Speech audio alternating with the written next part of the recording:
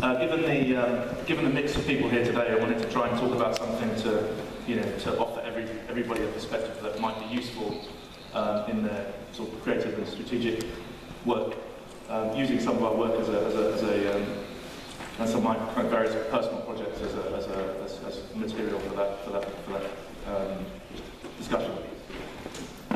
The title is Same Old Story, and I think, to a greater or lesser extent, whether we think we are or whether we know we are, we're all involved in storytelling, in communication. So it's kind of obvious. And I think, where we come from takes a very strong lead from this kind of storytelling, which is,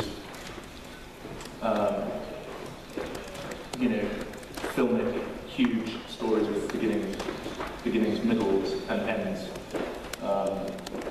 And we know exactly how those things function. They're amazing, and in terms of culture, there's still these incredibly sort of forceful entities in mainstream culture. People talk about them all the time. They're incredibly influential in spreading ideas and concepts and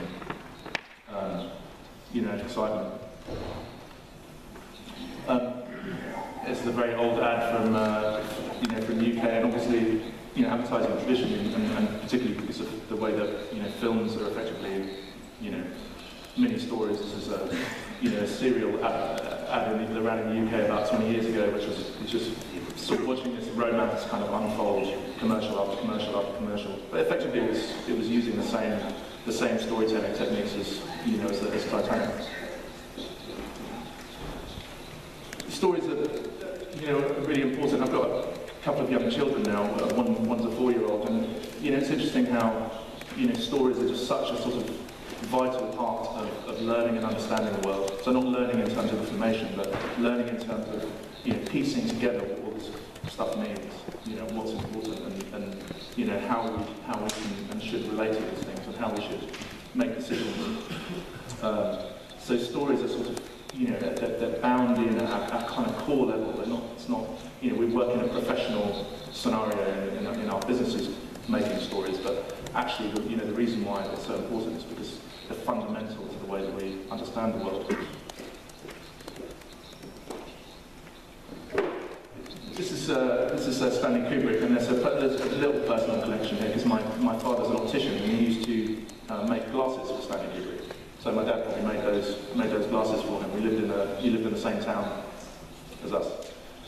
And on the surface of it, I think he's often rated in the top 10 of directors of all time, and rightly so. But I think what interests me about Kubrick is the stuff outside of his kind of filmic storytelling. Now, I don't know how many people kind of know much about him. I don't know that much myself, but what I do know is that he's quite renowned for being very controlling and very very sort of precise and concerned not just about the film, but every aspect of the expression. So this is A Clockwork Orange, and I think Clockwork Orange is a film I always wanted to see as a young man, and actually a boy, in fact. It was just so notorious because, obviously the thing of the film, the content of the film was, disturbing. But what made it much more appealing and interesting was the fact that Stanley Kubrick withdrew it from cinematic distribution. So a filmmaker who poured obviously many years into this project, lots of money, decided to withdraw that film. It seems like a very strange thing for a creative person to do, to withdraw their art from circulation. Particularly having poured so much energy into it. And I think there's a clue in there, in the way that he sees the world that excites me a great deal, which is, he's not in the business of making films. He's a storyteller more generally, and the film as a product is only one aspect of that story. And the reason why he withdrew it is because that story, as it entered culture, it didn't have the effect that he had hoped. And that story started to be told in a way that was contrary to his intention. So he withdrew it, which I thought was incredibly powerful. And the same is true when he was, looking at the posters and the artwork. Usually it would just get farmed off to an agency doing film posters, and they would run out another film poster.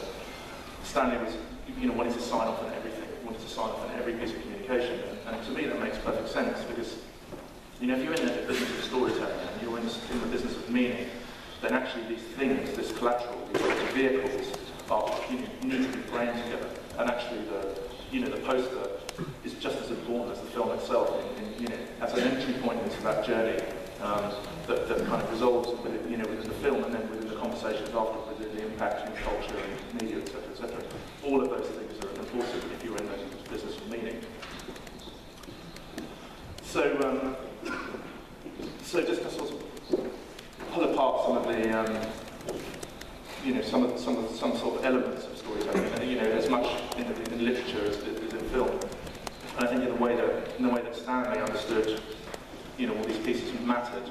I think, where I come from, which is, digital media first and foremost, but now more sort of product and storytelling through product and building a brand. I want to talk about these things we usually associate with, with kind of big narratives, whether we're talking about novels or filmic stories, in interactive systems and in kind of experiences.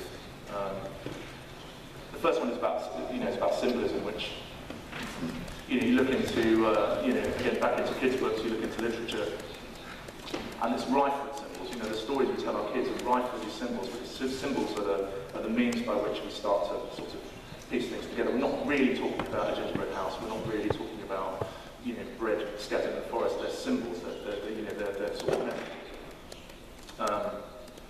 And here's one from the Little Mermaid, which is really, really evocative. And another one, Icarus there, falling from the sky. So Emma, I think Emma told me she was going to mention I had an artistic background, so I studied fine art.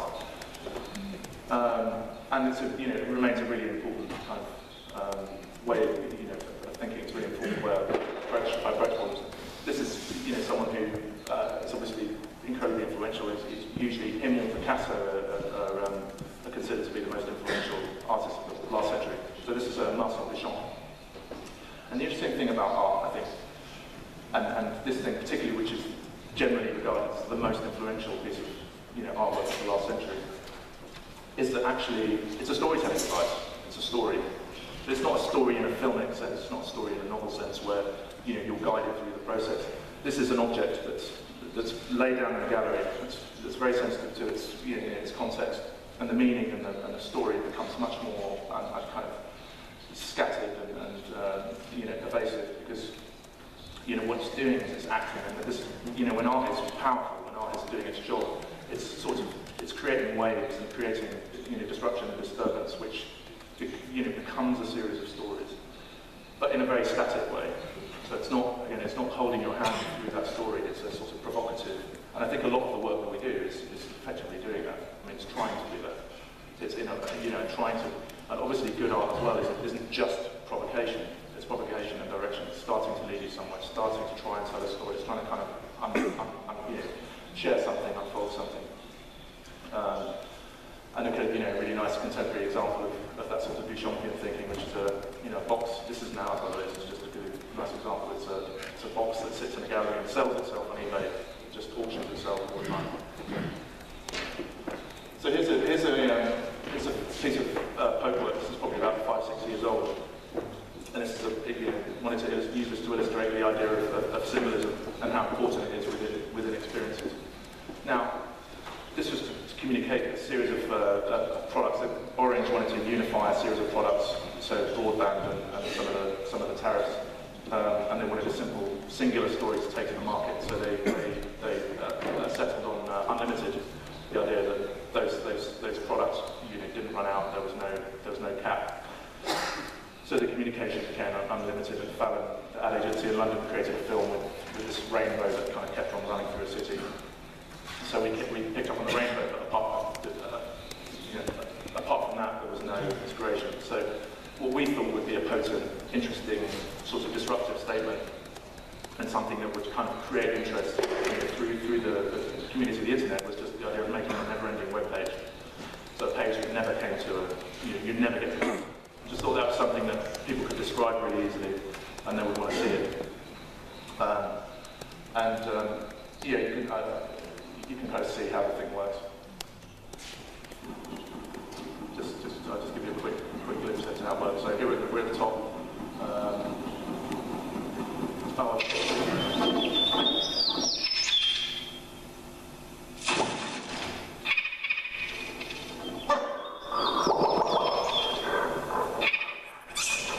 Unfortunately, it's not quite displaying in the light. The vital part of the story is missing, I'm afraid. But it's very easy to get hung up on the content. You know, what you put on a never-ending page. Of course, all the content that we put there was all cyclical and loopable and never-ending in its own right. Everything was never-ending.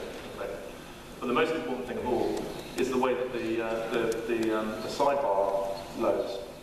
So the whole thing is built in Flash, but we faked a sidebar navigation in Flash, and then we served the right kind of Chrome furniture for PC and Mac and all the different browsers. And the important thing there was it tricked the eye into thinking that you were on a page. Because conceptually, the difference between a page, which you can scroll up and down, and a piece of Flash, is actually really meaningful. It's the difference between a page and a piece of Flash. And if you're talking about never-ending web pages, then it has to behave like a page. So, unfortunately, you know, even the way that the bar loads, when the page loads in, you have the kind of scrolling part which shrinks, which gives you just that peripheral sense that, oh, wait a minute, this is a really long page. So again, this sort of symbolism, we're faking it, but we're doing you know, as a filmmaker or a novelist would use a similar device. We're constructing a kind of a reality that doesn't exist as a metaphoric kind of symbolic device.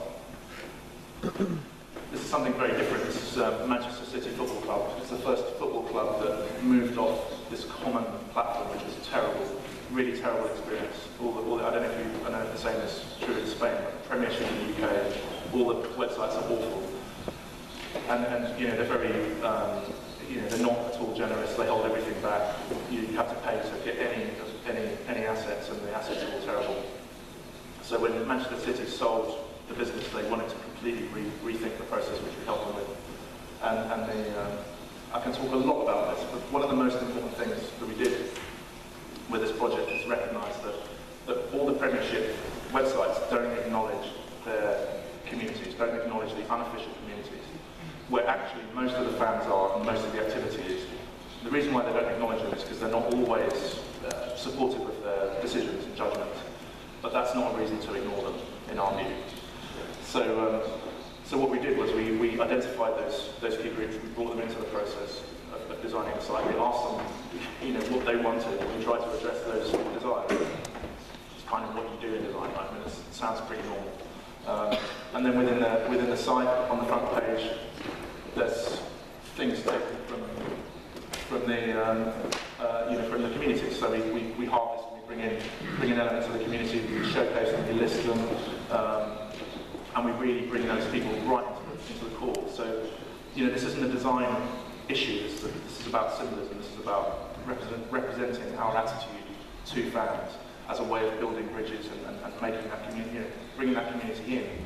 Because that means actually traffic, loyalty. It also means developing new markets. Because if you open the door and are supportive, then people are much more likely to come in than if you obviously put up the barriers. This is something else. Slow play, should play.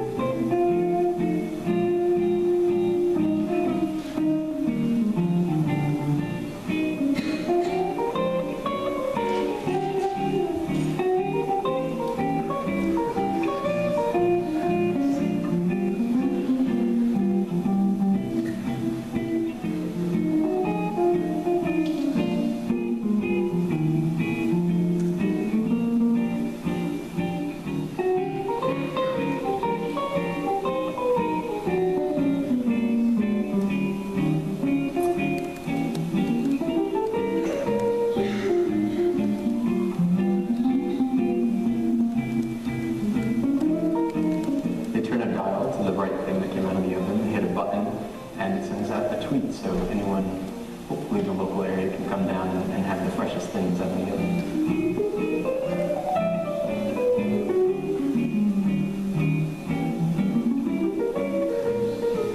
So it's tempting to look at that and think, you know, poker sort of heavily looking into product, you know, products and productization. So actually, this is a storytelling device. So, you know, as a business, we're interested in new technologies. This is 4 years ago. We're obviously very interested in Twitter and what's happening with Twitter at that time. You know, it's becoming mainstream. Lots of celebrities coming on. But the general conversation is, I'm interested in Twitter and I know it's hot. But when I read most people's tweets, then it's usually about what they're eating for breakfast, and that's boring. Like, where's this going to go? And you know, so our heads are in that space, and obviously it's important for us to talk about our values and how we see the world, and obviously how you can kind of use these things in interesting ways. So we were sitting at lunch one day, and we were talking about the bakery across the street, and you know, would they have a fresh cake for us or not? And you know, just sort of in that moment, I think a few of us at the same time thought, well, actually, Twitter would be a really good way of doing that. You know, would be a good way of connecting the consumer with the other effectively, and you know, simply using the way that the design of the box just came from the realization that really that environment and the bakers are not conducive to tweeting with a laptop. You don't want to give the baker the responsibility; it's not going to happen. You give them, if you really kind of fine-tune and minimise the interaction, then it's likely to happen. So we launched that just as a sort of fun thing. It cost us maybe £3,000 or £4,000, and it generated about £350,000 worth of media in terms of sort of traditional PR, you know, calculations. But I mean, of course, it doesn't create that value for us. It's just an indicator. But I think like I said, as a storytelling device, it's really potent. And I think a bit like more the sort of art version of it, where you know, we're doing something provocative. That what it's doing is waking people up to other things, and there's, you know, new stories are generated. So it's very sort of, you know, it's a very generous object, and we have no sort of intention to you know, to productize it.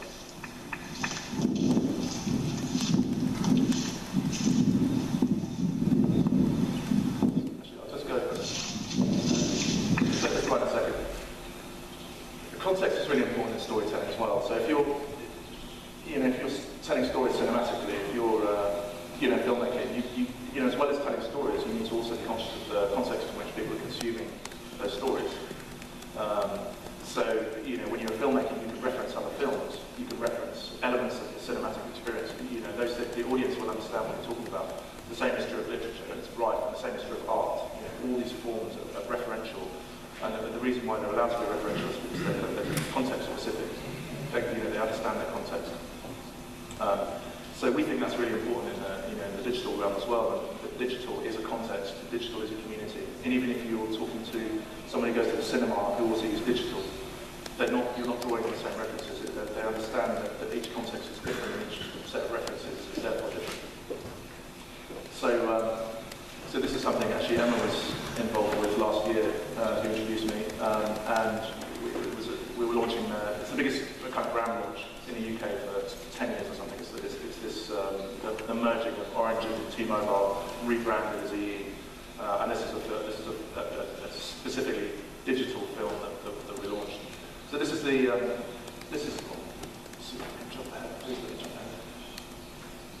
okay. So this is the original film that was a big viral hit in the UK about 3 years ago.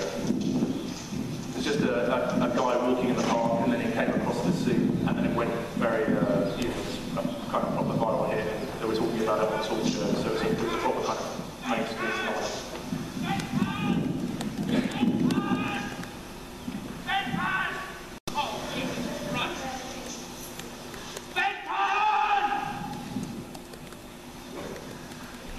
This poor guy is completely lost control of his dog. He's chasing deer across the road, and the car's not having to stop anything. I think people loved it because it was just full of pathos. You know, it's full of sadness for this poor guy, and he had a breakdown as a result. So when you know, EE, just to give you a quick summary, EE is a new kind of network for your digital life, as it's described, and it's launching off the back of 4G. So it's all about high speeds. So we propose that, you know, let's do something for the digital community based on Facebook, which is a reimagining of this film for 4G. So with 4G, you get HD quality video on the moon, wherever you are. So let's reimagine what the internet or elements of the internet might be like if that, if that were true. Now, obviously, to be sensitive and respectful to that context, we did it with a reverence, and we did it with a sensibility about what it means to copy something. So it's not copying, sort of pretending not to be copying. It's doing it knowingly, and it's adding, something. It's adding humour and stuff and reference to kind of give it a reason to be.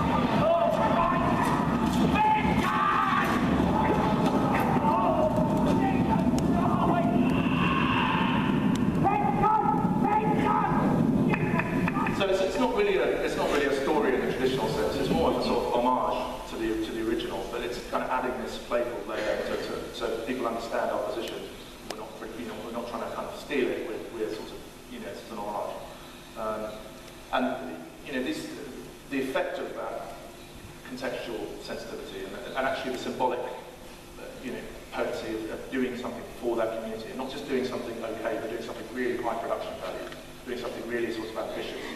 It isn't just a sort of, it's not something that just makes us feel good. It's not an indulgent aspect. We're doing that for effectiveness, to convey the stories more powerfully. So this was the most viewed commercial film on YouTube last year in the UK. So it works. It's not just about. It's not a nice to have. It means something. It means something to the audiences. It increases sharing, advocacy, virality, blah blah blah blah blah. It makes a stronger story. So there's hard stuff behind the thinking. Another. Do you feel? I feel like I identify with him a little bit, especially today after a few gin and tonics last night. Identification is incredibly important in storytelling. So how do you find yourself? How does the audience find themselves in the characters? How do you make them care and empathise? So it's something we know from storytelling. But how does that work in interactive systems? So this is the social, and this is very much where Emma was really driving stuff last year. This is the social launch of EE. So EE was announced in, I think it was like September, and actually the business kind of opened. So the doors opened in November, and then the advertising, the upper line, and all the media expenditure happened in November. So we had this window where effectively social had to sort of breathe life into the brand right from the get-go, but it also had to, as we well know, it had to handle all that difficult stuff that happens when you open the doors and say, right, we're going to do this awesome new thing. Because when you say that these days, people say, okay, what is it then? How much does it cost? How's it going to behave? How do I move from my tarot to this tarot? Whilst at the same time, you're launching something new and exciting. How do you reconcile all of that together into something that has to work through the sort of ongoing day-to-day channel of social, or the various channels of social? So the answer was a really simple one, which is Emma came up with a concept which was about firsts, and about every day on social over this period was a first. New things would be happening. Everything that happened effectively was for the first time. So it was a story. It was kind of an idea. It wasn't a big idea. It was a different kind of idea. But it meant that effectively we could, it it did something really, really important. So it did a number of important things. One is it gave cohesion. It gave us it gave us an opportunity to link events and things together under a theme. The other thing, it enabled us to be very reactive. So, the problem with scripted stories and film, like traditional sorts of stories that we think about stories, they're closed. They don't allow interaction. They're sort of preset, if you like. So how do you, in social, how do you create a rich story, but also create the space for reaction, and create a space to creatively kind of make things out of events as they happen? Because again, if you're a new kind of network for your digital life, then the users' expectations, that means reactivity. That's what we expect from digital brands. We expect them to react and behave in a certain way. So, by the way, this number's, you're thinking that's not very high. It's about 350,000 now, maybe a lot of it which is through organic growth in about 5 months. So it's the second fastest Facebook page and growth page in the UK. So this is a snapshot of the first few days. So just random shit. The first drawing of a platypus somebody sent in. Hello to our first 5,000 likes and a few name checks there. Somebody sent in a piece of artwork celebrating me, just a random person. So we framed it and put it up in the office and took a photo of it. And then we had some more kind of informational aspects to it. Obviously, if you're a service brand like this, you've got layers and layers and layers and layers of stories, of course. And I think what this does really well behind the scenes, of course, we had to work with the organisation to put corporate PR, the support team, and the creative team all in a room together, and then we need to give them tools to deal with the triage. How do we handle these inquiries? How do we know which one's going to turn into a piece of creative? How do we know which one needs to turn into a proper kind of considered response about tariffs? And how many things need to turn out as biscuits? So first person just post a smiley face on our Facebook wall. This is a company with 27 million customers. So I think it also, we see it in that context, you also understand that it feels very fresh, it feels very new, it feels like a different kind of brand that's delivering on that intention.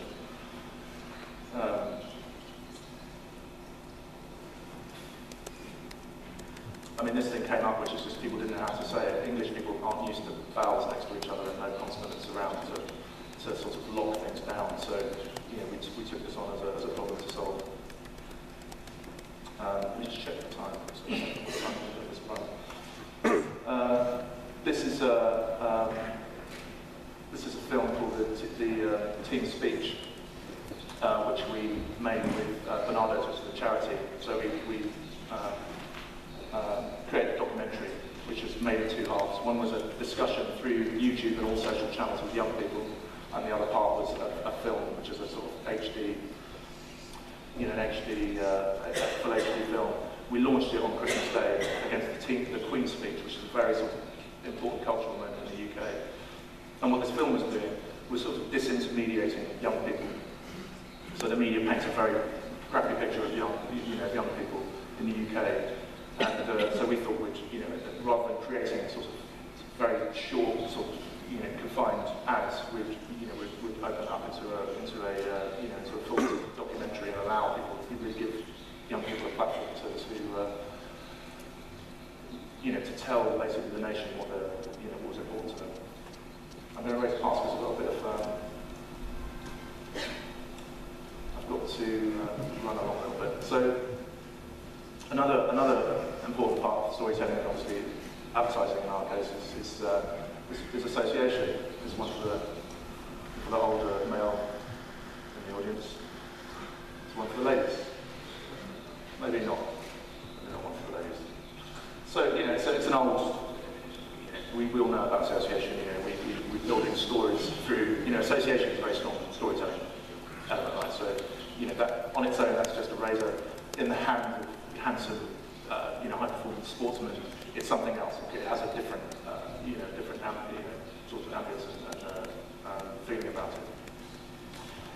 These are the people I think do it the best. I love how Red Bull approach communication. I used to hate their ads. I thought their ads were terrible, but everything everything that they do subsequently is amazing. This is a random thing. I just went onto YouTube and pulled off, the first clip I came to. I think the interesting thing about Red Bull is it's a bit like the EE First's storytelling. They don't really have a story. They just do one thing. Which they recognise that and this is my interpretation, so I might be completely wrong in terms of the way that they describe it internally, but the way I read it is, they've got this drink. The drink never changes. It's always the same. It's always the same. And the drink can't tell a story, really. It's inert. But the drink has a particular quality about it, which is it makes you go a bit insane. So the way that they describe those qualities is by creating a proxy, creating a sort of an equivalence in their storytelling. But that storytelling, it does the same thing every single time, which just reinforces that slight insanity in the drink.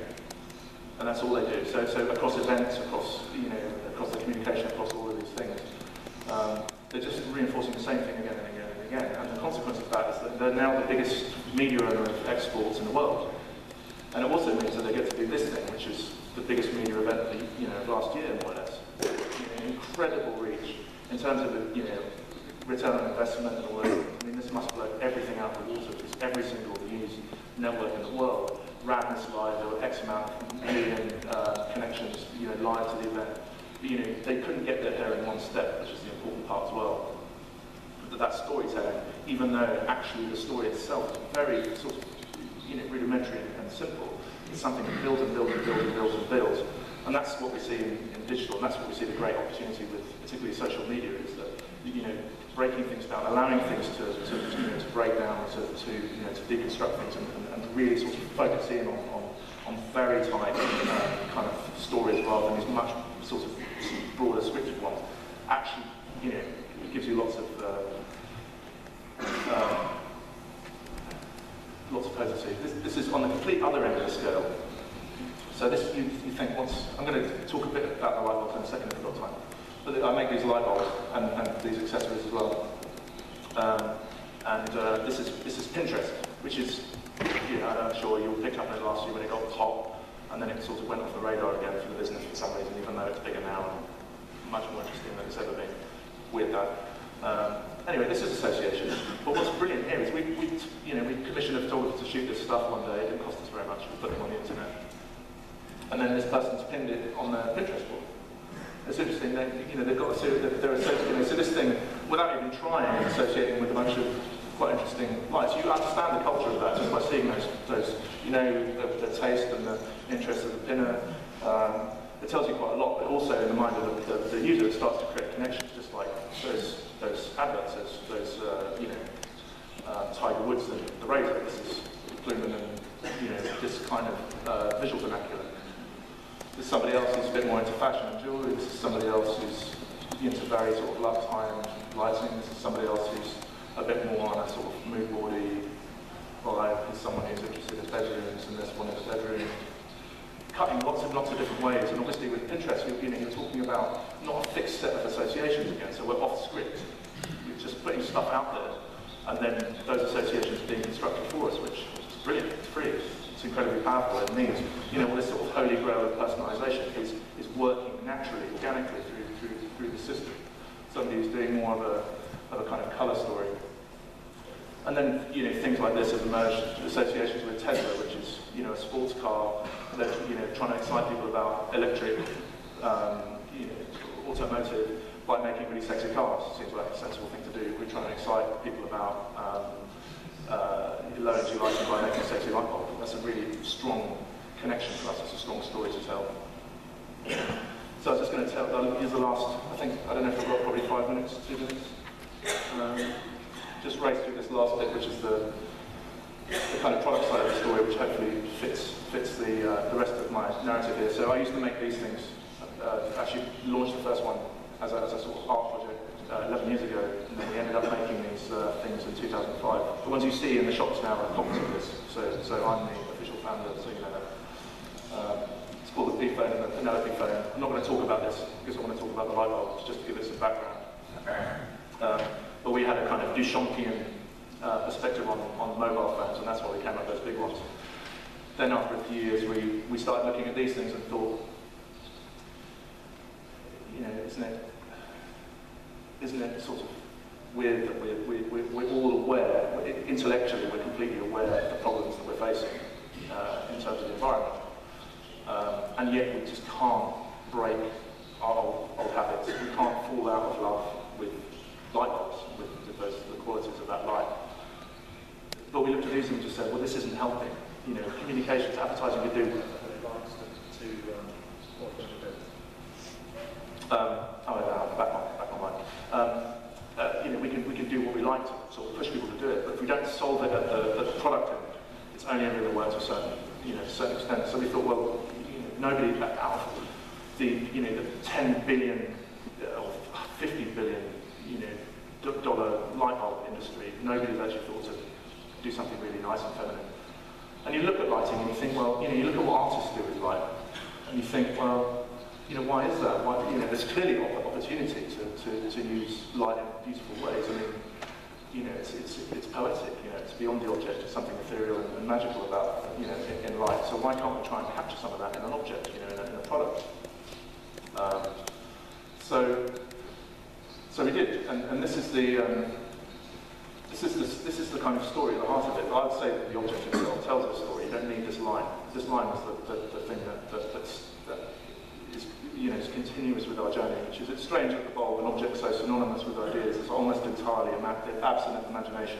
So it's a nice little device to kind of get people thinking, yeah, that's right. You know, it is strange. This is the first thing we did. We went to a somewhat ironically, in a way, a neon sign shop with a coat hanger that was bent into shape. And we said, can you make that in neon? And then we took photos of it and told the world through the internet that it was a light bulb.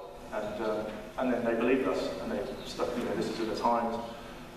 So it cost us about £150. And there's the line down there. Seems strange, but, you know, blah blah blah. And then 2.5 years later, we launched this, which is the Plume 01, which is it's the what we call it the world's first designer energy light bulb. And as I said, I think when you see it, great. What excites me most about it, and I see what happens in marketing budgets. I see how costly and difficult it is to excite people about things, and how difficult it is to tell stories to people and invent stories where they don't exist, where differentials don't exist. It's really interesting and very rewarding to look at an object from the point of view of how do you embed the story in the object? How do you make the object so sort of potent as a device in its own right to tell that story without the support of kind of communication? That's surely a good thing. And I think when you look back at Pinterest and social media and all those things, you understand. It's really clear. It's really clear how being able to sort of really refine it in that way is really, really powerful. You know, we're coming from a period where you didn't really have to bother, making the product really, really sharp and potent in its own right. You could kind of make up for it later on. Those days are going, and the fact that we're selling this around the world, 25 different markets, and it's growing all the time, with almost no budget, is a testament to that, to that new kind of reality we're in. That's the new little one we launched. It's very low level. We run it with no budget. It's a separate business. You can see how we're sort of telling a story. We're trying to learn from the likes of Red Bull about saying, well, actually, what's important to people.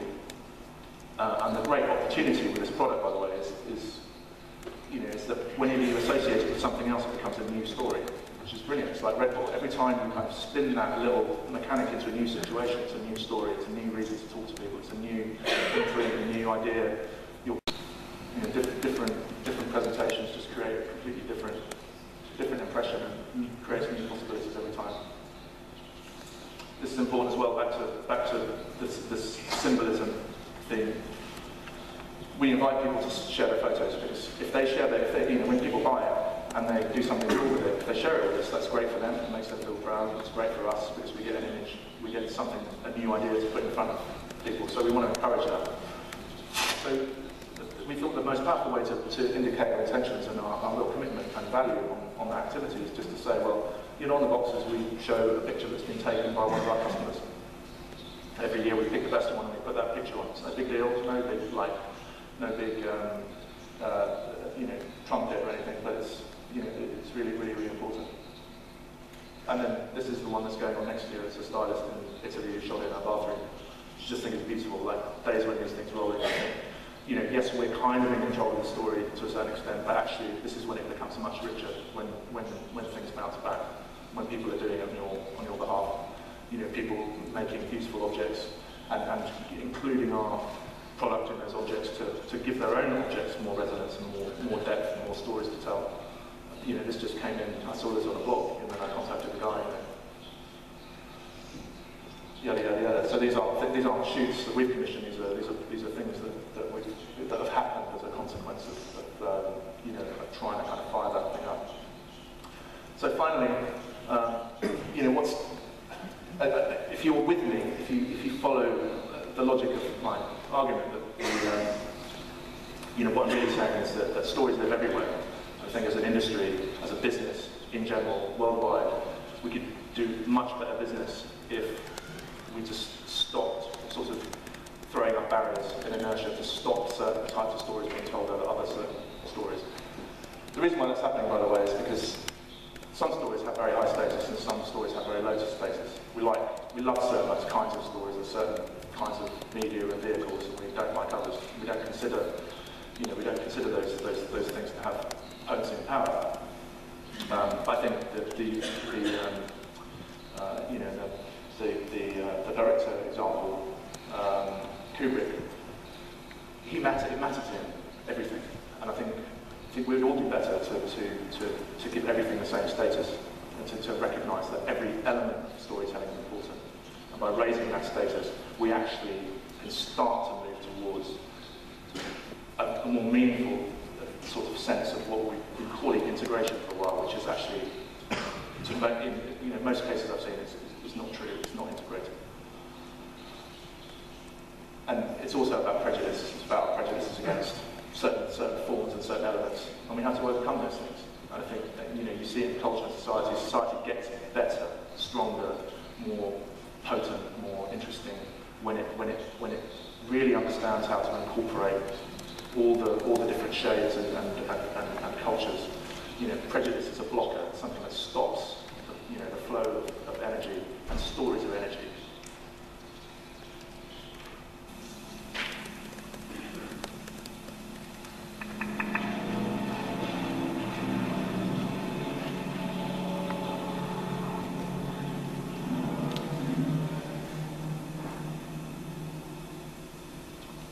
Might be a good idea for you to disappear from Casablanca for a while. There's a free French garrison over at Brazzaville. I could be induced to arrange a passage. My letter of transit?